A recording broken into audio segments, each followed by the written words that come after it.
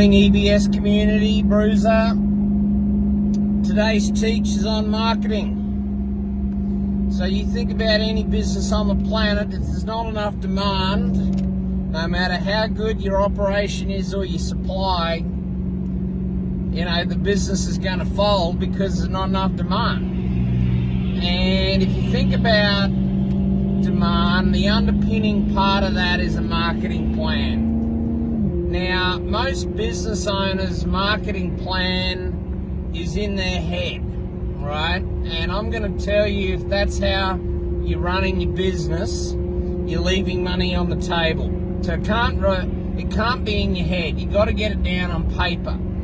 And for me, it's the process of actually doing that. So a few tips today on today's drive around marketing plan. What's a great marketing plan?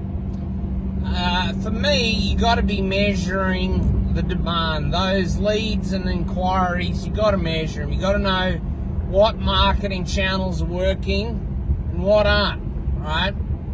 Now, for some businesses, that's super tricky, you know, like on retail, if you've got 100 people standing in front of your register, it's really hard to say, you know, where'd you hear about us on every single one. So it's probably not on every business on the planet that you can actually get that to that detail, but you got to have some way to track your leads, right, in any business. I also think you got to be tracking your strike rate. You know, what do you convert at, and actually have that per marketing channel. There's a good tip. Now, once we get done with some of the historics, for me, you know, a couple of the big ones here is competitive advantage. What sets you apart from the competition? Is it written down? Have you ever asked your customers? What is that? Why do they use you? You know, for most, there's not many monopolies out there, so there's competitions, there's choice.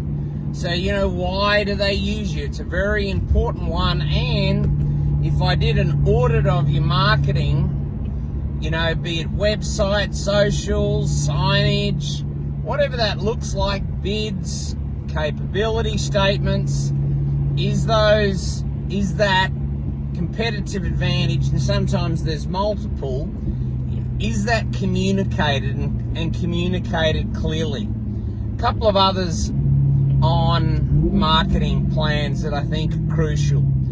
The number of strategies that you're running.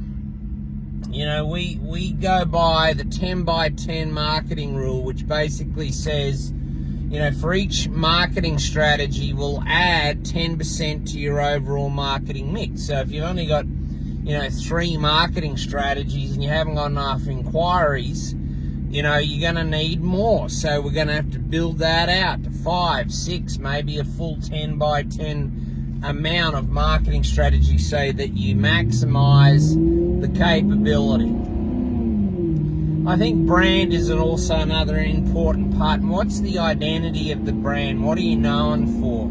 You know, forever since I've been teaching this area of the marketing plan, I always use Singapore Airlines. You know, and even if you haven't necessarily flown with them, you know, the Singapore girl, the way they dress, the way they communicate their brand about service and quality, it just oozes that from, you know, the way they dress, the way their lounge looks, everything, right?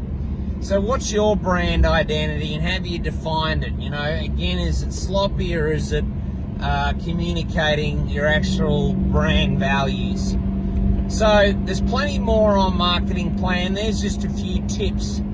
But how many pages is your marketing plan? When was it last updated? You can't go into battle and get more leads if you don't have a battle plan. And the battle plan is a marketing plan. There's today's teach. Have a great day.